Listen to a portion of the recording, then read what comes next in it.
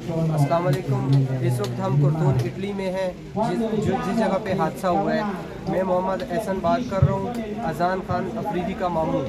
इस वक्त हमारी काम बाला से अपील है कि पाकिस्तान एम्बेसी जो रूम में, उनसे अपील है, जो पाकिस्तान के हमारे मिनिस्टर हैं उनसे अपील है कि बराई मेहरबानी करके आप लोग हमें क्यों रोका हुआ है। एक तो हमारे साथ ये एक्सीडेंट हो चुका है, हम ऑलरेडी परेशान हैं, और आप लोग हमें आज और कल करके आज 8 से 9 दिन हो गए हमारी डेड बॉडियाँ पड़ी हुई हैं, और आप लोग कोई हमें इसका रिस्पांस नहीं दे रहे हैं। सिर्फ ये कह रहे हैं कि जी पेपर वर्क हो रहे हैं, कोई पेपर वर्क नहीं हो रहे, क्योंकि हमने ऑलरेडी यहाँ से पेपर वर्क सब भेज दिए हुए हैं। अब हमें क्यों वेट करवा रहे हैं, क्यों हमारी डेड बॉडी आप लोगों ने रोकी हुई है। आप सबसे हमारी अपील है कि आप हमारी इस बात को आगे बढ़ाएं और हमें इसका जवाब दें कि क्यों हम लोगों को रोका हुआ है।